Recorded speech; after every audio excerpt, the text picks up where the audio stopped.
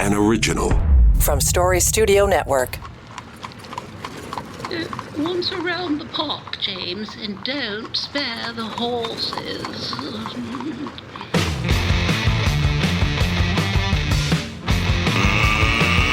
Let's get ready to rumble! It's showtime. Yes, indeed, and here we go. It is showtime. We're all set to go on the Ledger Ontario Politics Podcast. Welcome in. If you're watching on the YouTube, you can leave us comments. Make sure you subscribe. If you're just stumbled upon us on Apple or Spotify, make sure you hit the follow button, because then we're in your inbox every week. And the new audience, if you're listening on the radio, thanks for doing that too. And I should just warn you that the radio version of this program is edited for time and F-bombs. If you really want to hear what we have to say, you can kind of jump into the unvarnished versions on the various other platforms. All right, let's get into it. Here we go.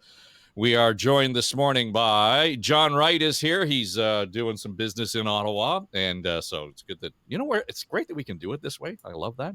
And he is our founding pollster. Tim Hudak is here after off to school this morning routine. And that kind of settles in. It was the take out the garbage day. Not quite as exciting. And Keith Leslie is here joining us from his confines in Antigonish, Nova Scotia. Premier Wynne is off today, but has promised to join us again next week, and says, say hi to the guys. So you have been said hi to, and away we go. Not quite Ontario politics, but I just thought it was necessary, Keith, to start in your neck of the woods with the big election in Nova Scotia this week. And boy, the progressive Conservatives, it might have been a surprise win the first time around, but this time holy cow, they just ran the table. Oh, did they ever? There's a great messaging here for a lot of progressive Conservatives. I think the word progressive made a big deal here. Tim Hudak, in his first term when he got elected just 3 years ago, a little over 3 years ago, he promised to, I'm going to run a deficit to focus on healthcare, and he did exactly that. And of course, focusing on healthcare, getting people doctors, trying to get some improvements here. He's come up with a plan that to get foreign trained doctors into Nova Scotia, get them practicing here, a 12-week program, supervised 12 weeks. If they pass it, boom, away they go. They're into service. All kinds of things like this, I think people address. People clearly did not care that his first bill as a government 3.5 years ago was to enact a fixed election date, which he promptly ignored. They led the polls all the way through here. The real shocking night was just how terrible it was for the Liberals, who had back-to-back majority governments up until 3 years ago. They came out with 2 seats. The leader lost his own seat. They can hold their meetings in the back of a cab now. I mean, it's just really, really devastating for the Nova Scotia Liberals. The New Democrats are the official opposition. They did much better than they'd done before. But for the Liberals, I mean, this is just really devastating. And it can only...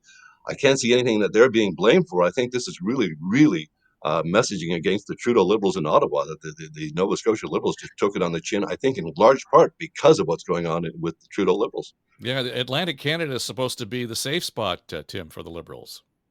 Now, I just interrupted. Did Keith actually say Tim Hudak won the election? Yes. Yeah, Did I really? My heart started. Tim Houston, I'm sorry. Well done. Did I really? Oh gosh! Well, just Houston, Houston and Hudak sound pretty close. Well, I'm sorry, Tim.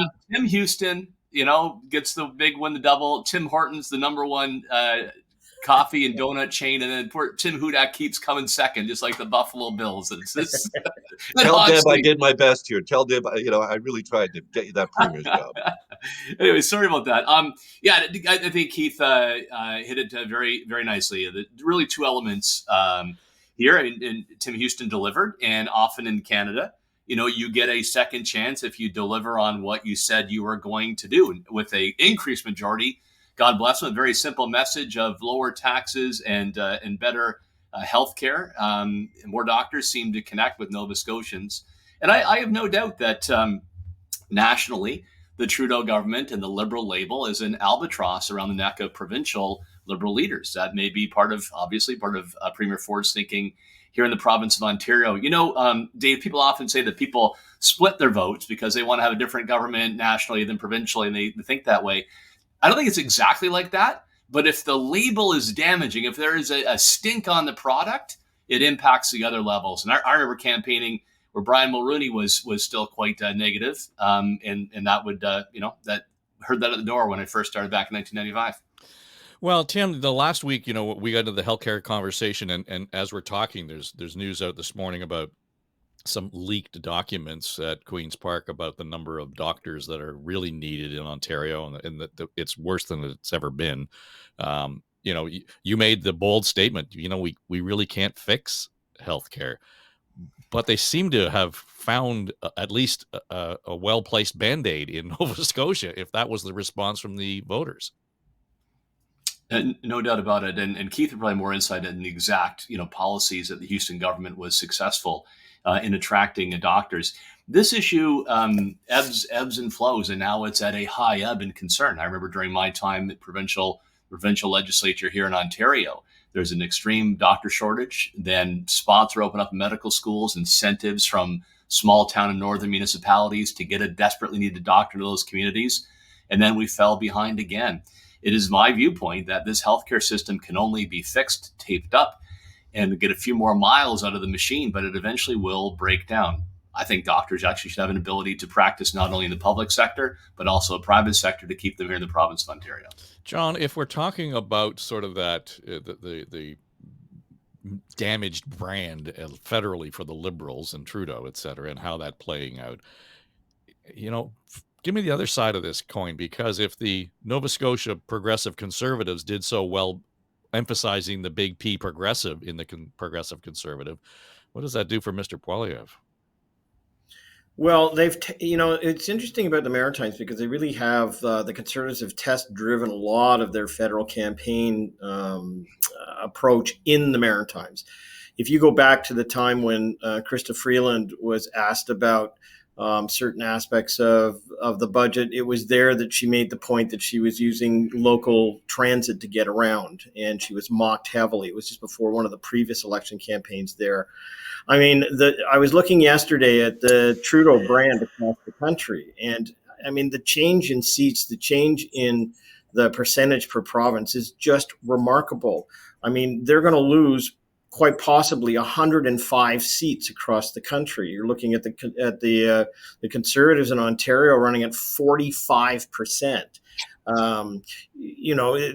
Outside of Quebec, they really haven't got a foothold at all. And this really speaks to the other polling that's being done that shows that Justin Trudeau is the main problem for all of this. So, the Liberal brand has been so damaged over the last 18 months. It was before, but it's been increased because, he had a runway within which he could make some changes to his, whether he was going to lead the party or not. It doesn't seem like he's going to leave the post. He's going to drive it right into the ground.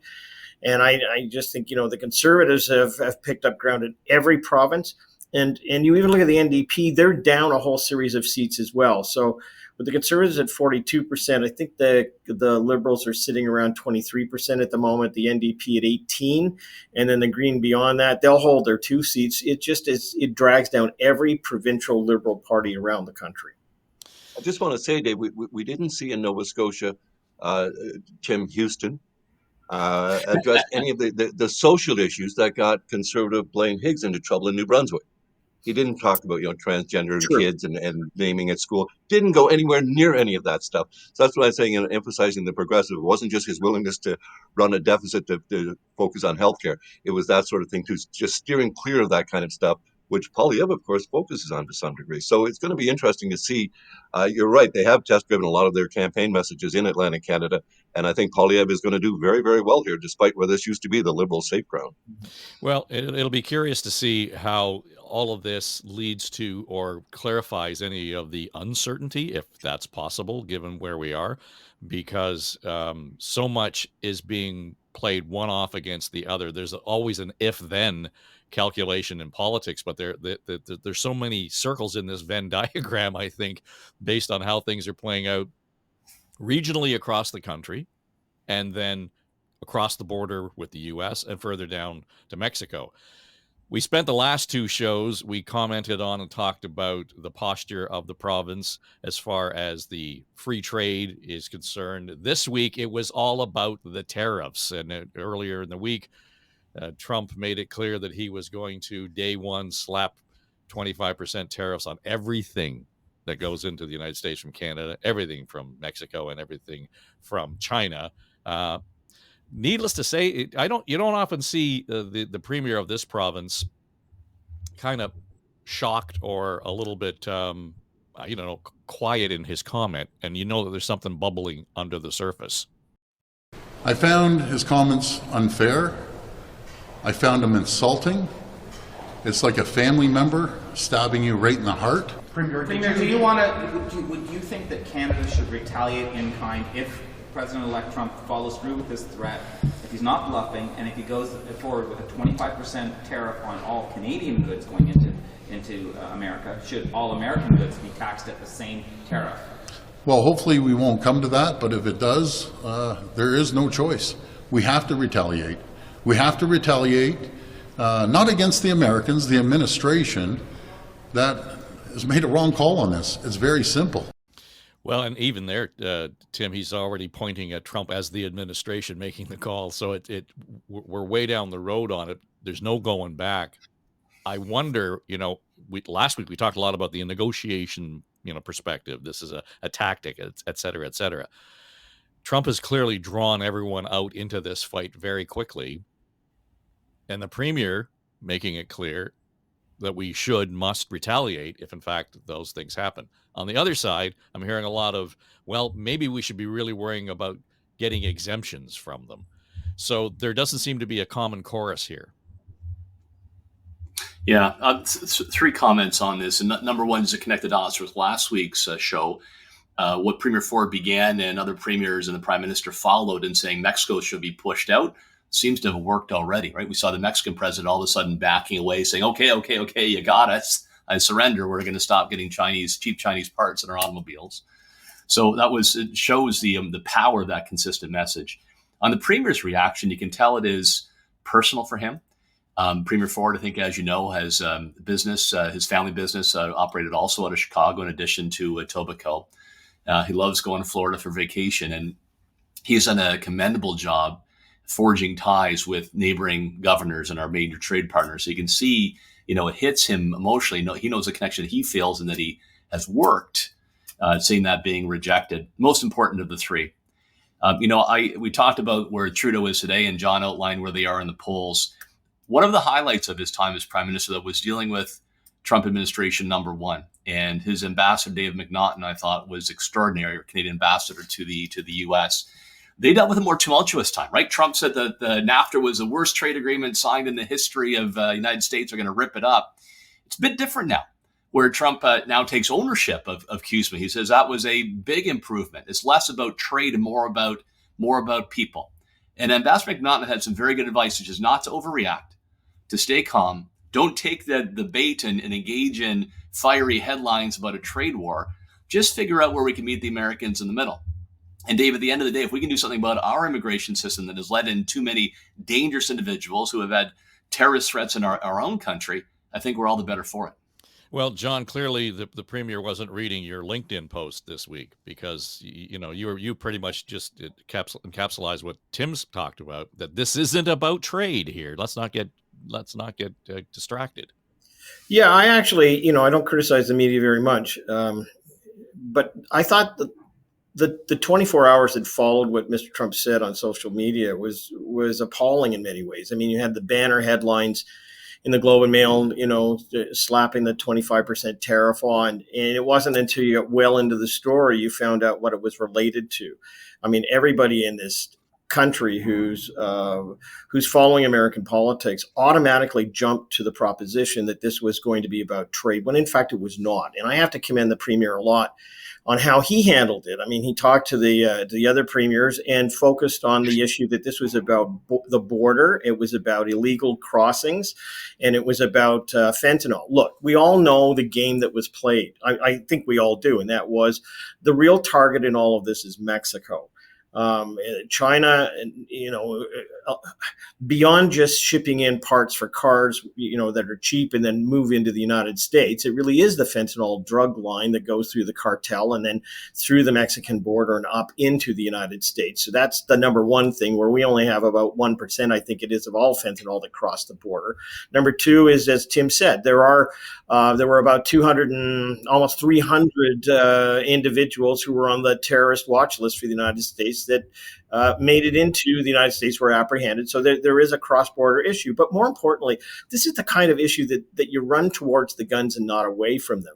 Premier Ford did exactly the right thing. It's an opportunity to reach across to new governors, to current governors, to have that dialogue, not only about cross-border, but also about some of the issues that are to come. Secondly, it's a quid pro quo. You can talk about smuggled guns at the same time and trying to beef up the border against people who are likely to come out of the United States into Canada because they don't like the Trump administration and because they fear that they're going to be deported. So, I think you got to play the puck and not the man. You got to be very, very careful in terms of how you approach this. I just thought the first 24 hours was, from the media point of view, was overhyped on the trade issue and underfocused on what it was really about, and that was about the border and security. Yeah, as all of this was playing out, and I was hearing, it's about the drugs and it's about immigration. Keith, I was screaming at the radio when I heard the first couple of reports on it, saying, then it's about the guns coming across the border into Canada, right? And why aren't we looking at it from that perspective? 3 days later, it shows up as a headline. To John's point, I mean, and again, I'm not being critical of it, but seriously, the idea though here that this is not a trade war, but the trade is the weapon. I don't know. Like, we're in a funny place here. When we started first talking about free trade and we first started talking about ripping it up, back in 2016, it was about trade. This is about using trade mechanisms to weaponize another part of our relationship with the United States. Absolutely. And I think Premier Ford summed it up perfectly. A very short little clip. Doug Ford wants the border strengthened. Let's strengthen the border. And I think Premier Wab Kinew in Manitoba, he said, what could be the downside of strengthening our border and making sure that we're not moving, or allowing more fentanyl and illicit drugs to get across that border? What possibly is the downside? There isn't one. I mean, so it makes sense for Canada to take action now. Apparently, a lot of our problem with prosecuting human smugglers, getting immigrants from Canada into the United States, is because our laws are so complex and difficult to prosecute that if we followed American-style laws for this, it would be much easier to crack down on these people that are making fortunes smuggling immigrants from Canada into the United States, people who had no intention of living in Canada in the first place. They want to get to the U.S. So I think we need to strengthen our laws to give our border protection people the tools they need, the police, the CBSA, all of them, the tools they need to really stop any of this human smuggling going across the border. And then again, address the immigration system. I mean, we've got so many people whose permits are going to expire now. We're going to deport these people. Is that what we're talking about? All these issues need to be addressed, but it comes right down to Trump really wants that border secured. That's something Canada has to do. If you're going to look at talking about, trade wars, I mean, Canada going to start getting a tit for tat. Well, then if we're going to do it smart. Put a tariff on Teslas and iPhones. People that are going to have Trump's ear right away and say, hey, what the heck is going on here? But I think the Mexican President Sheinbaum, she played it best. She phoned Trump yesterday, and whatever she said to him, he put out a post later that said, she promised she's going to close the Mexican border. That's pretty much it. That issue's been solved. She said later that's not quite what she said. She's going to help him with the border issue. But I think this is all, to your point, Dave, it's all about using the trade issue as a negotiating stance to get what he really, really wants, which is a tougher border. And I think that's something Canada can absolutely agree to do here. I thought one other thing that was interesting, Ford, when he made that impassioned thing about you being stabbed in the heart by your relatives and how hard it was. Someone asked him, one of the reporters asked him if it was a dick move for him to have thrown Mexico under the bus so quickly. And he just he moved on really quickly from that. And I think it wasn't a dick move. It was just part of his natural reaction. Don't say that we're the same as Mexico when it comes to trade issues, because we're just not. Yeah, the bottom line here, though, Tim, is the bottom line. If these tariffs are imposed and there's retaliation, while we work out all the other details satisfactorily to have them removed or get exemptions, it's going to cost us all a hell of a lot more money to get through the work week. There's no doubt. And hopefully, unlike last time, they won't put a tariff on my bourbon. That's my main concern. Take a bullet. Take a bullet. Your brown liquor on a Saturday night. There you go. You got to draw the line somewhere.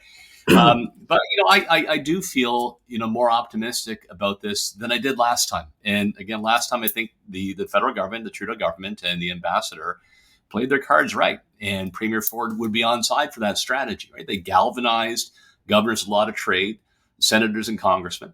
They engaged the Americans and found a middle that actually resulted in more auto jobs in Canada as a result. And we got a trade dispute mechanism to help solve those types of issues. So I remain optimistic. Absolutely an opportunity, Dave, as you said, to put guns that are flowing into our country and causing such violence in our cities on the table as part of that. But again, stay calm, stay focused, understand what this is really about, and find the compromise there in the middle. So, the way it colors the voice across the country is one thing, and all the premiers kind of getting on the page. But once we get down into the minutia, Keith, it's going to be difficult to have all of the premiers, we've already said this, singing from the same hymnal. Who has to take the pen on that? Who has to hold the pen there? Well, I guess that's the Prime Minister's job right now, isn't it? Or does the Trump administration just stall for time and wait for Canada to have an election and negotiate with the next government? But I mean, we can't have Alberta's going to be looking for some exemptions here, I think, on energy issues. Ontario is going to want to see, well, how do we define what a car part is, or what a car is? Is it Canadian, Mexican, American? All these issues. I mean, each province is going to come right down to its own needs, its own economic threats that it's going to face if these tariffs go ahead. So I think it's the federal government's job to put all these together into one basket and to represent Canada as a whole, and either get exemptions that are needed or somehow, convince the Americans that we will put the money into not just the border. I think Trump is going to hold Canada to that 2% NATO spending, and not by 2032, but by 2026, or something, even more difficult target for Canada to hit. Someone was talking the other day, a NATO expert said that if Trump saw what Canada's plan was, he would guffaw. He would just laugh out loud at us trying to get to our NATO 2% target in 7 or 8 years. So right now, I think we just have to focus on this. That's all I've got. Well, is playing out though in the House of Commons, and of course, not surprising that this week it was the focus of question period, and the question of Trudeau's leadership, the question of his brand, his ability to actually exercise any kind of authority on an international scale is front and center. They see him as a weak, incompetent leader who does not even have the support of his own party. Yes. Why won't he put the country first for a change, allow a carbon tax election so Canadians can have a prime minister who will protect this country?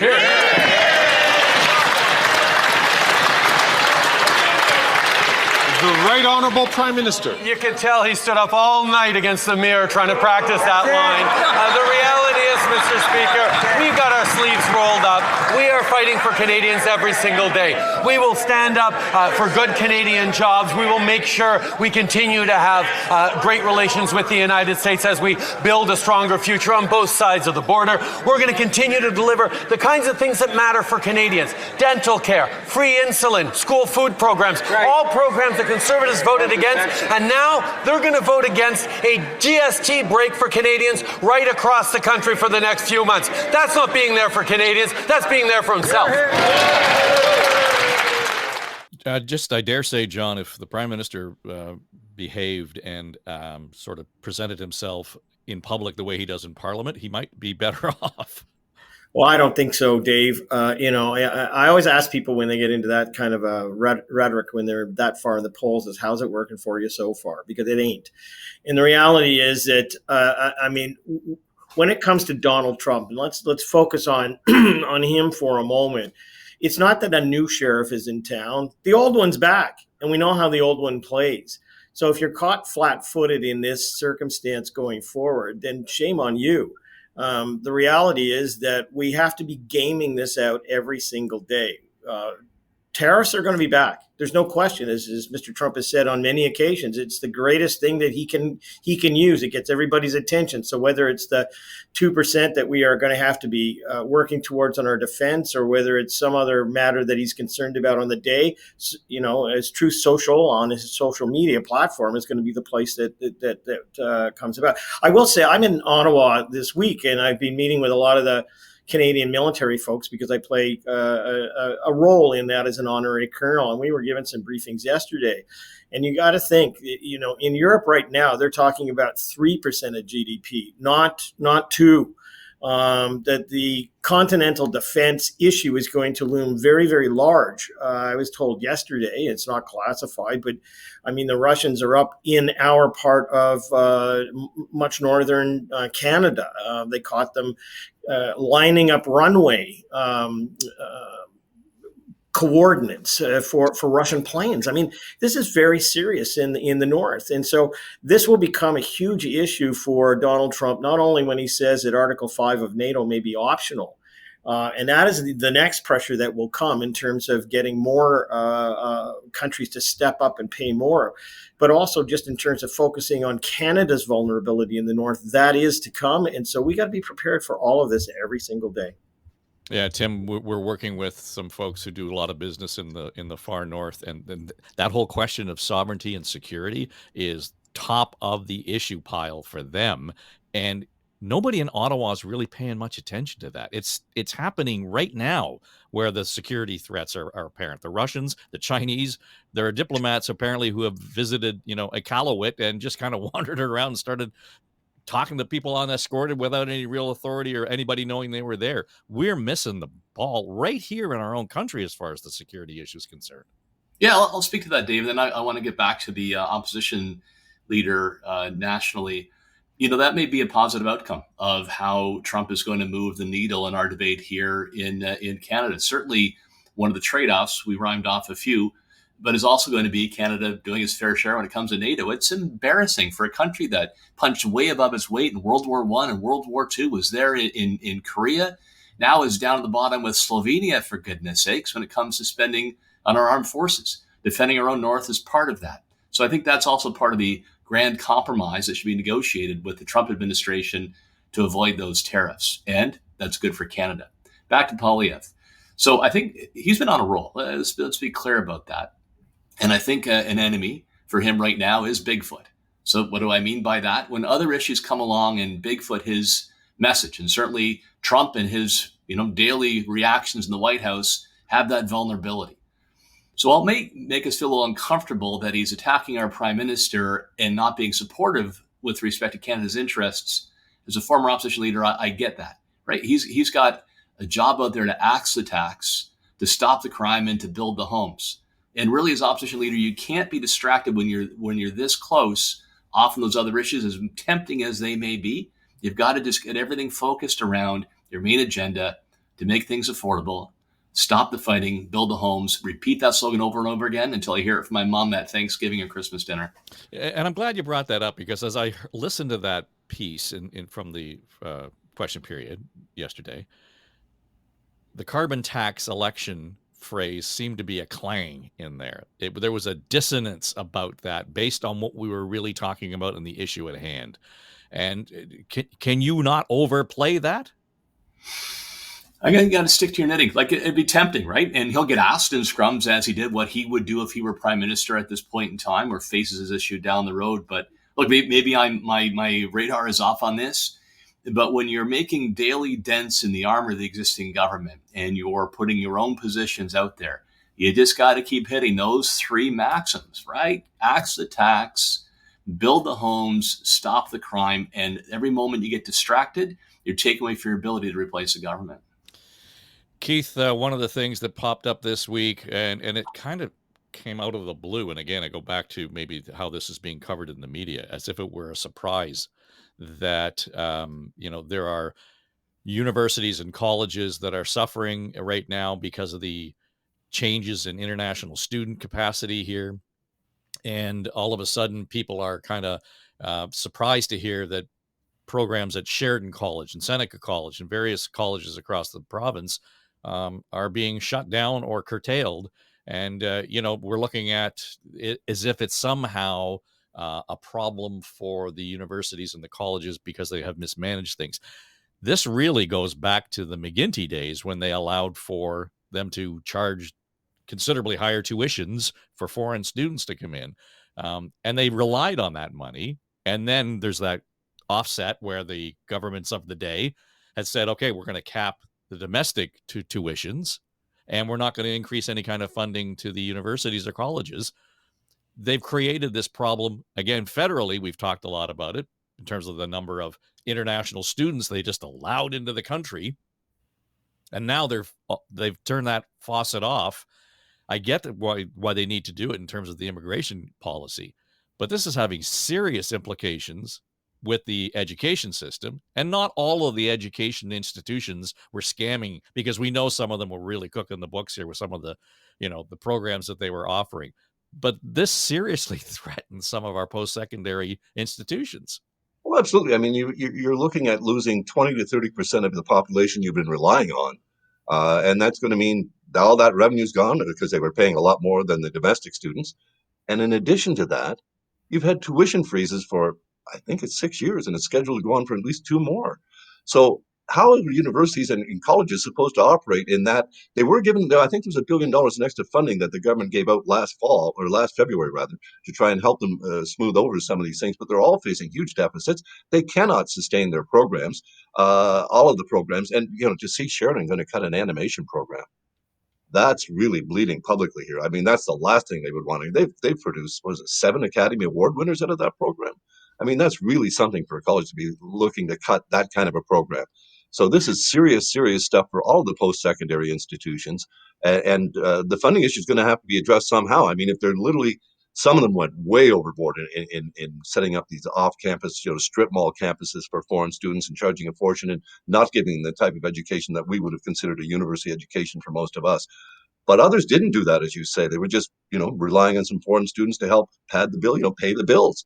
Well, that's being, that tap being turned down so far is really going to impact all of them. So I think this is just the first of many we're going to see, where colleges and universities are going to have to start really scaling back programs. And when they scale back programs, they also scale back staff and everything else that goes with it.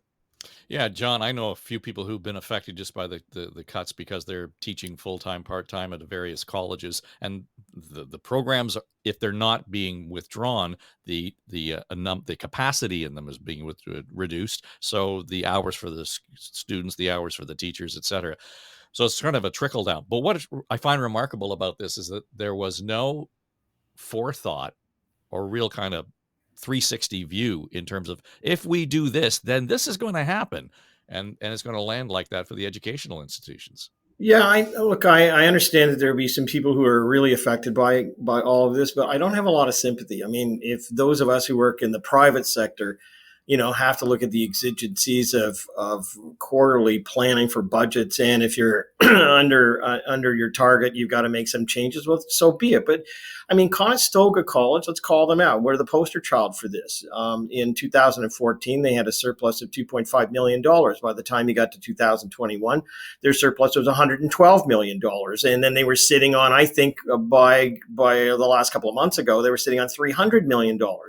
You have flooded the university and the college system in particular, as you said, everything from strip malls to, courses that just haven't got much application. But the other thing that was going on here was you were having students come into the country, and they were able to work, they were able to apply for visas, and they were able to get landed immigrant status. I mean, this was a gateway where a lot of them didn't even show up to class. No, look, it was for those that in fact have been prudent and said, look, we're going to be very careful in how we do this. They will not have as much of a problem as the other ones are. But let's face it, we have too many students who are here. It's caused an impact on the rental rates in the city. There are some conditions on campus, well documented, that are just they're overflowing, and that shouldn't be the case. The federal government has to be blamed for keeping the door open as long as it was, but it's now correcting that circumstance. The real issue now will be for those many, many, many students who have come here. I don't buy into the minister, the employment minister, Mark Milner, when he says, well, they'll voluntarily leave this year and next year when the visas come up. We've got another issue on our hands, but certainly the colleges are paying a price, and that's the way the market is. I think, though, a part of this, Tim, is all the focus is on the international and the foreign students. This bottom line is once we start to diminish the strength and the robust nature of whatever program at a college or university, it's the domestic students that are really going to suffer in the end. Yeah, I mean, John Wright put it well that, frankly, the colleges got addicted to the heroin of the foreign money coming in and charging those rates, and they built up. But the difference is when you go cold turkey as a person, you suffer. But you go cold turkey as a college, the side effect is it closes programs for Ontario kids. So here's why, though, I'm going to be an optimist on this. This can be turned around. Number one, and I'm sure Keith and John would agree.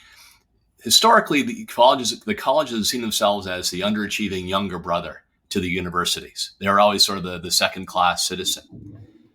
Interestingly, I think colleges, their culture, line up very well with the culture of the Doug Ford government, how he thinks, how his cabinet thinks. I see that as a really good opportunity. So here's what I would offer as a compromise.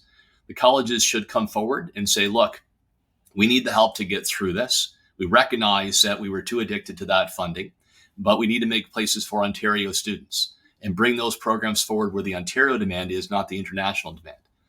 Secondly, the colleges should say, we recognize we need to do more to support the government when it comes to skilled trades. That's a big agenda for the Ford government. We need to have people that are going to build the cars, the EV, right? So what can we do? Put those programs in the front window.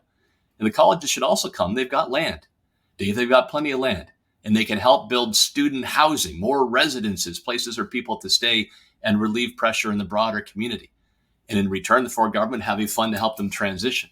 The bottom line, though, is this tuition freeze, 6-8 years, is not sustainable. I get it. There's an affordability crisis, but students benefit from the quality of their education. They get better jobs. They get better pay. They should pay their fair share.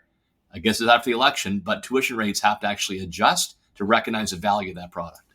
Dave, I remember going back when the colleges first started looking for these new revenue streams.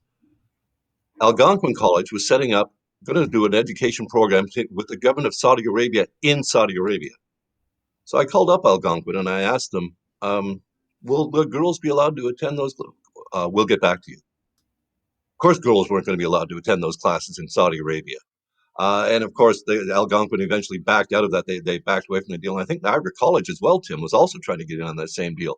The colleges were looking at anything and everything they could. And as you guys rightly point out, they got addicted to the money. But they were looking at, I think, some really extreme ideas, partnering with Saudi Arabia on an education program that would be for men only. That's really disastrous and stupid. I remember that story, Keith. I remember you raised that, and I then took it up in the House. I, used that as a platform. Absolutely right. And there's definitely a view across government, I think, with taxpayers as well. We need to see more of a focus here on the Ontario students and get them ready for the jobs of the future. And I would agree with Tim. I mean, very much so. I think that there's an opportunity here for the colleges to take a look at what we need in our society. I mean, we talk about this all the time, that we not only are in shortage of doctors and nurses, but there are all these public sector workers as well who are in-home care professionals. There's the trades that we desperately need as we continue to grow as a province and as a society. This is a coordinated effect that we're going to have not only with the provincial government, but also with their federal cousins. They're going to have to sit down and do a grid. And we have to go back to the way in which we were identifying prospects to come to this country in terms of the kind of value that they bring to what we need. And so I totally agree. We've gone through this. I mean, I think, what is it, Tim? Does the province not pay something like 16% of the college student fees? I mean, there is more room for the province to play. I may have it wrong. You may get a call from the minister on that one. But the thing is, I think it does open up a broader discussion, as you said. It's not just targeting individuals who we need in our society and meeting the demands that the Ford government is trying to deal with, but also it gives a fresh start to it where we can identify what we need and start to tick the boxes. And if more funding is needed, that's part of the ingredients. As we record this, we're expecting to hear a little bit more in the day or so about the Ford plan to build 3 new power plants in Ontario, and the implications are pretty clear that they will be nuclear facilities, one near Port Hope, one at Nanticoke, and then another one along the St. Clair River south of Sarnia. And Tim, I can already hear the the gnashing of teeth and so on about, oh my God, we can't have nuclear. We got to be, stay away from the nuclear. That it just kind of brings up all of the mushroom cloud conversations I can recall having in high school and university in the day. How bad it was, and we've been running power here in Ontario from nuclear for a long time, and with the exception of one morning when I was doing the radio show, we had an alert from, it was Darlington went off, and it was just insane. And of course, there was nothing to the alert from Darlington, but it kind of punctuated the point for me. I don't ever remember hearing about that kind of crisis at any of our facilities, that in fact, we're getting relatively clean power from our nuclear facilities. We should be getting more. I'm going to totally fanboy on Stephen Lecce here. I love this vision when it comes to our clean, reliable, and affordable energy future. In fact, he's the first one I remember that saying we could actually use it as an export to the Americans, which will then create more jobs here in Ontario and helping the Americans meet their greenhouse gas emissions target. The fact that the vast majority through hydro and nuclear is emissions free, makes us an attractive place for corporations to bring manufacturing because of the lack of an impact on the environment. Look, I'm proud to say that I was pro-nuclear before nuclear was cool. I remember those arguments. I was almost a voice in the wilderness in the mid 2010, 14 time when I said we should build more nuclear. I'm so thrilled to see this happening. And if you go to Kincardine, you go to Port Elgin, you go to the Bruce Grey counties, you see the enormous economic benefit. These great communities, high standards of living, thriving businesses when other small town downtowns are deteriorating. So my bet is this, that Nanticoke and Sarnia and Port Hope will look at the success that we've had with Bruce. They'll look at the jobs that Darlington will come in, and they'll say, I want on.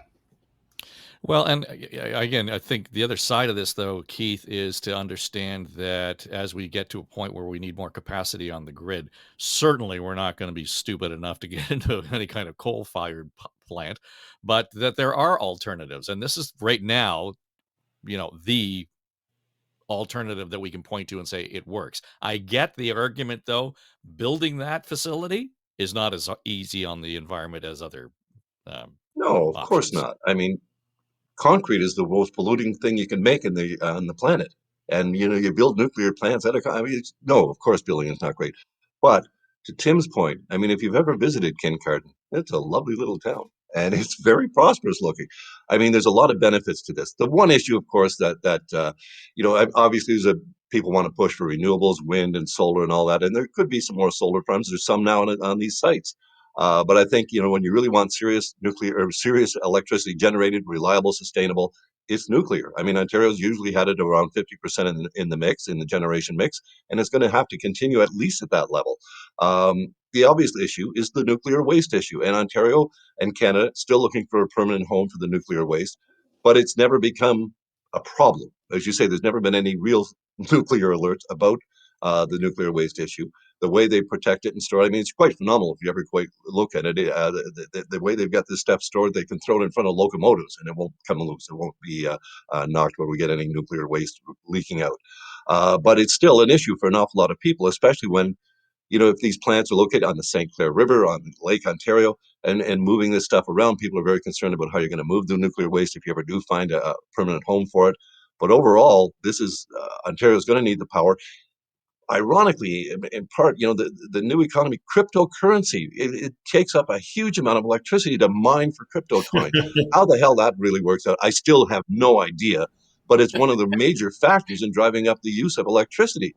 That's nuts to me. It's absolutely nuts that a part of the new economy takes up so much electricity. That's just seems antithetical to everything else that this next generation wants to do, but there we are. So I think the nuclear, I see Tim's really a fanboy in the nuclear power.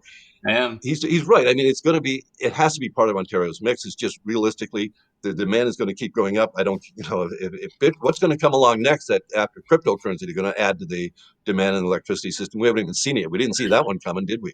So I think the demand is only going to get greater. So nuclear power in these sites, I would think they're going to have some issues though.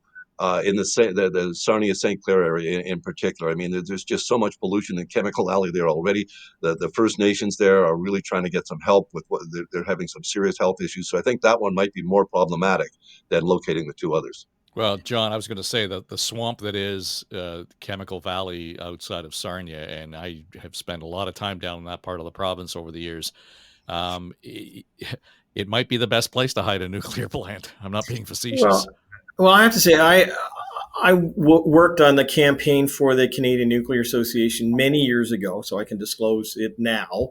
But at that time, there was only 37% support in the province of Ontario for nuclear power, refurbishment and new builds. And it was a campaign that ran over a number of years, and we found a segmentation and we targeted it. I mean, to look at polling and to understand how it works, it's just like marketing. You find a segment and you want to talk to them about it. But what was really the coup in all of that is that Bob Hunter, the co-founder of Greenpeace, knocked on the door and said, "You guys are doing the right thing. Can I come on board and become part of the campaign?" Like, they didn't go searching for him. And that dispelled a huge amount of problems for the nuclear industry. By the end of it, we were up to 53% support, and it went from there. I mean, the reality is that you have to have some kind of connection to real world circumstances. It has to relate to, turning lights off and lights on eventually. But so I'll give you my commercial idea. I mean, we are in the age now where electric vehicles are a huge part of our lives, and they're going to be, especially with the investment that the Ontario government's made in the electric battery plants and everything. I mean, picture an ad where somebody drives in, it's a little dusky, dark, you're headed in, and you're headed into dinner, and you plug your car in the back from the outlet in your wall, and you stand there for a couple of minutes, you look around, and all of a sudden all the lights in the neighborhood go off. Poof. I mean, the demands are not going to stop. It's only going to increase, not only because of population, but because of all of the things we're now relying on it for, everything from transportation to our new smart homes. So I think it's a good thing to do. I don't think it's the same as it was years ago, but I think, there has to be a concerted effort to educate the public as to why it's being done. Well, I would suggest, though, that we need to be looking at alternatives and other, a broader range and diversity in terms of how we're going to get and generate our energy. And maybe at some point, Tim, we can get into the conversation around district heating when we start talking about building new housing developments. That has to be part of this conversation, sure. Right? Happy to. I'm just going to add one more point, if you don't mind, and I'll put a fun bet on the table for you, Trafford. How's that sound? Yeah. All right. So the government also has to make sure that it's a competitive process, right? There'll be a natural instinct to say that you need to have a can-do. We've always had can-do. It's the Canadian company, all that kind of stuff. The Westinghouse, another competitor, has a number of businesses here already in partnership. So make them work for it. Jobs for sure, reliability, affordability, hold them accountable. So let's not forget about that before we get too carried away. Okay, Sarnia. Let's bring Bob Bailey on or film a little video clip, because I bet you he'll decide the tie. This boy actually had me baptized at St. Joseph's Church in Sarnia, Ontario. My parents are both from there. A lot of relatives. Blue-collar community. Big energy center currently, right? With Nova Chemicals and such. My guests appreciate the idea. Get the Indigenous folks as a big part of this project. Bob Bailey break the tie. I think Sarnia is going to be all over this. Well, okay, we'll wait to see. I don't disagree. I think that the way this is all playing out, I suspect that, they'll be all right. They'll be front and center. I think the other thing too, Dave, is that you're right about we should be exploring alternative energy, but it's more of a pipe dream than anything else, that it's really going to work in the short to medium term to have any big impact whatsoever. I mean, let's all agree that the strategy for the Nuclear Association and also for the government is to embrace all forms of this, bring as many things under the tent as possible, whether it be hydrogen or whether it be some, solar aspect. But the reality is that nuclear is the only way in which it's going to continue to generate the kind of power that we need. And we're going to have protests over it. No doubt there are going to be groups who deal with this, and it's going to be a NIMBY circumstance as well. But it is the reality that that's what we need, and we got to hunt the big bear as opposed to going off and hunting rabbit tracks. Well, I will only say Atacocan, and that plant was coal driven. It's no longer coal driven. They use wood product to drive the energy out of that plant. They import the wood pellets from Norway, though. No, it's the most expensive electricity we produce in Canada. There are mills right now that are actually producing that product. They finally get okay, because we were importing the wood pellets from Norway, which I thought was the most ridiculous. There's a neighborhood down near you in New Glasgow. They're actually doing that exact thing with district heating, Keith. Yes. The district heating's coming in. Well, but it's the same product, right? Yeah. They're using the same wood product to generate energy and heat. So we're already doing it, and we've got all kinds of opportunity to use other options in terms of generating energy. I just think that, yes, we need to look at nuclear, and we need to get over the scary part of it, and on the specter of it. But at the same time, if we can broaden it out, the more diverse that system is, the more resilient it is. The more diverse, yes, but if you're going to look at, it's a mix, and you have to look at how much of each you're going to get, and nuclear's got to be 50%, or else the baseline just doesn't hold for the whole problem. Sure. Yep. Just we're always going to need to invest in nuclear power, despite the astronomical cost of building it and maintaining it. It's going to be the baseline for half of Ontario's nuclear or electricity generation going forward. It just absolutely is. All right, guys, let's leave it there. John Wright, Keith Leslie, Tim Hudak, thank you. It's always good to have you guys around the table. And thanks to you for joining us for this edition of On the Ledge, your Ontario Politics podcast. And in case you have something to say about the show, we've just kind of updated my website, davetrafford.com. We've got the landing page for On the Ledge there if you want to drop in. And you can see that once you scroll down, there is that opportunity. This is the talkback message. Just hit the button there. And if you've got something to say, leave us a message. And chances are pretty good it'll be included in upcoming programming. So again, if you're watching on YouTube, listening on Apple, Spotify, etc., just make sure that you hit the follow button, and then we'll be in your inbox on a regular basis. All right, that's it. It's On the Ledge, your Ontario Politics podcast. I'm Dave Trafford for Story Studio Network.